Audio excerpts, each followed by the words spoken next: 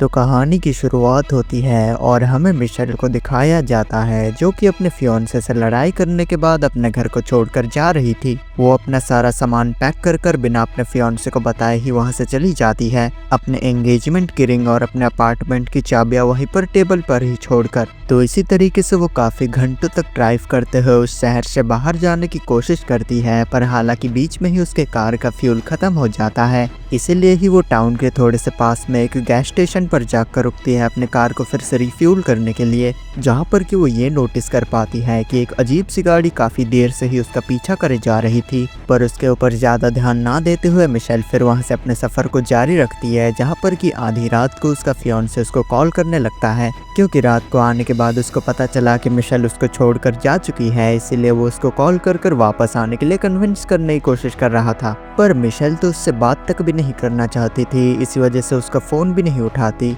और अपने कार का रेडियो ऑन करने लग जाती है ताकि उसको इस चीज से थोड़ी सी डिस्ट्रैक्शन मिले, जहां पर कि रेडियो में न्यूज में उसको बताया जा रहा था कि पूरे टाउन भर में काफी सारी अजीबोगरीब चीजें हो रही है जिनके बारे में कोई कुछ भी एक्सप्लेन नहीं कर पा रहा। और मिशेल वहां पर उस न्यूज को इतने ज्यादा ध्यान से सुन रही थी कि उसका ध्यान तो रोड पर होता ही नहीं, जिसकी वजह से बीच रोड पर ही उसका एक्सीडेंट एक दूसरे व्हीकल से हो जाता है, जिसके कि इम्पैक्ट से मिशेल की कार वहां पर काफी बार पलटते हुए जाकर रोड की साइड में गिरती है, जिससे कि मिशेल वहां पर बेहोश हो जाती है। और जब दोबारा से फिर उसको होश आता है तो फिर वो खुद को एक अजीब से बंकर के अंदर पाती है, जहां पर कि कुछ भी नहीं होता और उसके हाथ में वहां पर सलाइन चढ़ाई जा रही थी। पर जब फिर वो वहां से उठने की कोशिश करती है तो फिर उसको पता चलता है कि उसके पैर को तो वहां पर एक जंजीर से बांधा हुआ है, जो देखकर वो काफी ज्यादा डर जाती है और उसको कुछ भी समझ में नहीं आ रहा कि वो यहाँ पर कैसे पहुंच गई और ये सब उसके साथ कौन कर रहा है। तब थोड़ी ही दूर पर उसको अपना सारा सामान दिखाई पड़ता है, जहाँ तक उसका हाथ तो नहीं पहुंचने वाला था।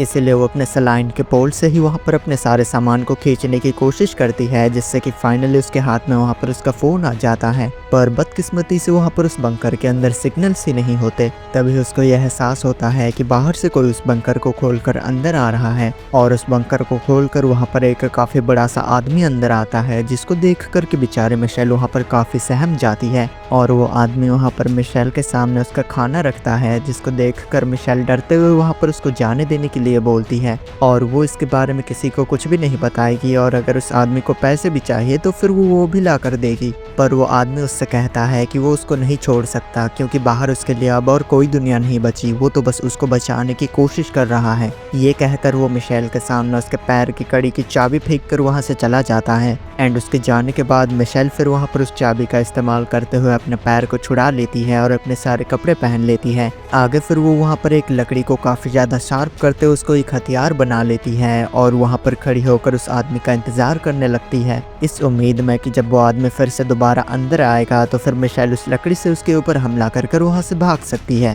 पर हालांकि काफी देर तक इंतजार करने के बावजूद भी वो वाला आदमी फिर से अंदर नहीं आता। इसी वजह से आखिरकार मिशेल भी परेशान हो जाती है और फिर वो वहाँ पर एक दूसरा आइडिया लगाती है और एक कपड़े के ऊपर आग लगाकर उसको फिर वेंटिलेशन के अंदर फेंक देती है, जिससे कि फिर उस पूरे कमरे के अंदर धुआं हो जाता है और फायर अलार्म बजने लग जाता है, जो सुनकर उस आदमी को तो अंदर आना ही था। इसी वजह से जब वो आदमी अंदर आता है तो फिर मिशेल उसके ऊपर हमला करने की कोशिश करती है, पर हालांकि काफी मुश्किल से वो आदमी मिशेल के उस लकड़ी के हमले से बच जाता है और उल्टे वो वहाँ पर मिशेल के अंदर ही कोई अजीब सा चीज इंजेक्ट कर देता है, जिससे कि दोबारा मिशेल वहाँ पर वापस से बेहोश हो जाती है। तो अगेन जब फिर वहाँ पर मिशेल को होश आता है तो फिर वो देख पाती है कि वो अजीब सा आदमी उसके सामने ही बैठा हुआ था, जो कि उससे कहता है कि वो काफी ज्यादा लकी है कि उसको इस बंकर के अंदर शेल्टर मिला है, क्योंकि बाहर इंसानों के लिए अब रहने के लिए कोई जगह नहीं बची, क्योंकि इंसानों के ऊपर हमला हो चुका है। पर हालांकि वो ये नहीं बताता कि इंसानों के ऊपर किसके द्वारा हमला हुआ है। इसी वजह से मिशेल फिर वहाँ पर उस आदमी को पुलिस को फोन करने के लिए कहती है, पर हालांकि वो आदमी मना कर देता है, ये कहते हुए कि बाहर अब कोई भी जिंदा नहीं बचा होगा, क्योंकि बाहर की हवा अब जहरीली हो चुकी है। उसकी किस्मत अच्छी है कि हवा जहरीली होने से पहले फार्म हाउस की तरफ आते वक्त उसको बीच में उसकी क्रैश हुई कार मिल गई, और वो किसी को भी इस तरीके से मरने के लिए तो नहीं छोड़ सकता था। और वो उसके ऊपर जोर देता हुआ उससे ये कहता है कि उसे ग्रेटफुल रहना चाहिए कि उसने उसकी जान बचाई। आगे वो उसको अपना नाम हावर्ड बताते हुए उससे कहता है कि जब वो दोबारा से खुद को संभाल ले और तैयार हो जाए तब वो बाहर आकर उनसे मिल सकती है। ये बोलकर फिर हावर्ड वहाँ से चला जाता है और अभी तक भी मिशेल वहाँ पर इन सभी चीज़ों को प्रोसेस करने की कोशिश कर रही थी। और फिर जब आगे कई घंटों के बाद मिशेल फिर खुद को संभाल लेती है तो फिर वो बाहर हॉलवे में आती है, यहाँ पर कि उसको एक दूसरा अलग आदमी सोता हुआ दिखाई पड़ता है जिसका कि हाथ टूटा हुआ था। इसी वजह से वो जाकर उस आदमी को उठाती है, जो कि उठने के बाद मिशेल से वहाँ पर दोस्ती करने की कोशिश करता है।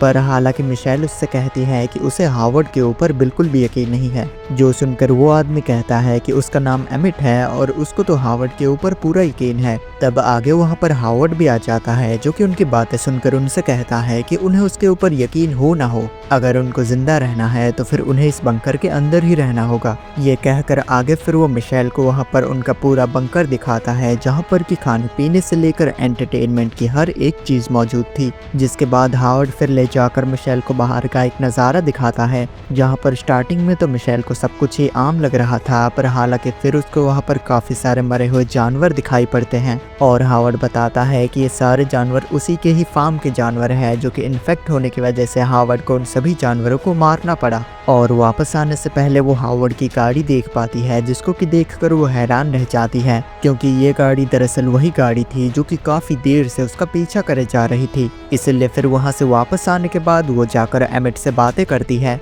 और उससे पूछती है कि वो यहाँ पर आया कैसे है और वो हावर्ड को कब से जानता है। जिसके जवाब में एमिट उससे कहता है कि वो ज्यादा समय से हावर्ड को नहीं जानता, वो तो बस हावर्ड का एक पड़ोसी था। पर जब उसको ये न्यूज मिली कि पूरे शहर भर में ही काफी सारी अजीबोगरीब चीजें हो रही है, तब हावर्ड ने उसको ऑफर दिया कि अगर वो चाहे तो उसके साथ आकर बंकर के अंदर रह सकता है, अगर उसको जिंदा रहना है तो। एंड तब से ही वो हावर्ड के साथ रहने लगा। ये सुनकर मिशेल फिर वहाँ पर एमिट को सारी सच्चाई बता देती है कि जिस दिन उसका एक्सीडेंट हुआ उस दिन काफी देर से ही हावर्ड की गाड़ी उसका पीछा कर रही थी। पर हालांकि उसको ये रियलाइज नहीं होता कि हावर्ड उसके पीछे ही सुनकर उनकी सारी बातें सुन रहा था। पर हालांकि इसके बारे में ज्यादा बात ना करते हुए हावर्ड फिर वहाँ पर उनको ले जाकर बैठकर खाना खाने लग जाता है, जहाँ पर कि बीच में ही चुपके से वहाँ पर मिशेल हावर्ड की चाबियां चुरा लेती है, जिनसे कि वो इस बंकर की किसी भी दरवाजे को खोल सकती थी। जिसे कि थोड़ी देर बाद वहाँ पर हावर्ड भी नोटिस कर लेता है, पर हालांकि वो इससे पहले कुछ भी रिएक्ट कर पाता। वहाँ पर उनको बंकर के ऊपर से किसी के आने की आवाज़ सुनाई देती है, जिनको सुनकर कि वो सभी सहम जाते हैं। एंड इसी मौके को देखते हुए फिर मिशेल वहाँ पर हावर्ड के ऊपर हमला कर भागकर बाहर चली जाती है। और आखिर में उसके और बाहर जाने के बीच में एक दरवाज़ा ही लगा हुआ था और वो बाहर देख पाती है कि बाहर से एक कार आई हुई है। इसीलिए फिर मिशेल वहाँ पर ज़ोर ज़ोर से चिल्लाते हुए मदद मांगने लगती है। पर फिर जब वो वहाँ पर लेडी उसके पास आती है तो फिर वो लेडी ही वहाँ पर मिशेल से मदद मांगते हुए उसको अंदर आने देने के लिए बोलने लगती है। और मिशेल देख पाती है कि उस लेडी के चेहरे पर काफ़ी ज़्यादा अजीबोगरीब निशान पड़े हुए थे, जिसको देखकर हावर्ड वहाँ पर चिल्ला कर मिशेल से ये कहने लगता है कि उसे अंदर आने मत देना, क्योंकि वो इन्फेक्टेड है। अगर उसने उसको अंदर आने दिया तो फिर उसकी वजह से वो सब मारे जाएंगे। ये सुनकर मिशेल को वहाँ पर हावर्ड की बातों के ऊपर भरोसा हो जाता है और वो उस लेडी को बाहर ही छोड़कर वापस अंदर आ जाती है। और वापस आने के बाद हावर्ड उससे माफ़ी मांगता है उससे झूठ बोलने के लिए, क्योंकि वो उस वक्त काफ़ी ज़्यादा पैनिक में थी। आगे हावर्ड फिर वहाँ पर मिशेल को अपनी बेटी मेगन के कुछ कपड़े देता है पहनने के लिए और उससे कहता है कि उसकी बेटी कुछ सालों पहले कैंसर की वजह से उसको छोड़कर चली गई थी। तो इसी तरीके से फिर आगे कई दिनों तक मिशेल वहाँ पर उन्हीं लोगों के साथ पीसफुली रहने लग जाती है, यहाँ पर कि एक दिन उनको अपने बंकर के ऊपर से काफ़ी ज़्यादा अजीबोगरीब आवाज़ें सुनाई देने लग जाती हैं, जिसके एक्सप्लेनेशन में हावर्ड कहता है कि ये ज़रूर वही हमलावर होंगे जो कि अब इंसानों को ढूंढ कर ख़त्म कर रहे हैं, क्योंकि वो इस दुनिया में से इंसानों को पूरी तरीके से विलुप्त करना चाहते हैं। पर हालांकि उसकी वजह से अनफॉर्चुनेटली वहाँ पर उनका वेंटिलेशन सिस्टम खराब हो जाता है, जिसकी वजह से हावर्ड और एमिट मिशेल को उस वाले वेंटिलेशन के अंदर जाकर उसको फिक्स करने के लिए बोलते हैं, क्योंकि वो ही इतनी ज़्यादा पतली थी जो कि उस वेंटिलेशन के अंदर फिट हो सके। इसीलिए मिशेल फिर उस वेंटिलेशन के अंदर जाती है और उसको सक्सेसफुली दोबारा से रीस्टार्ट कर देती है। पर हालांकि फिर उसको वहाँ पर एक विंडो के ग्लास के ऊपर खरोच कर हेल्प लिखा हुआ दिखाई पड़ता है, जिसके कि नीचे एक टूटा हुआ ईयरिंग पड़ा हुआ था जो कि एग्जैक्टली मेगन की ईयरिंग की तरह लग रहा था। इसी वजह से वापस आने के बाद फिर से मिशेल वहाँ पर एमिट को ये सारी चीज़ें बताती है और मेगन की फ़ोटो भी दिखाती है,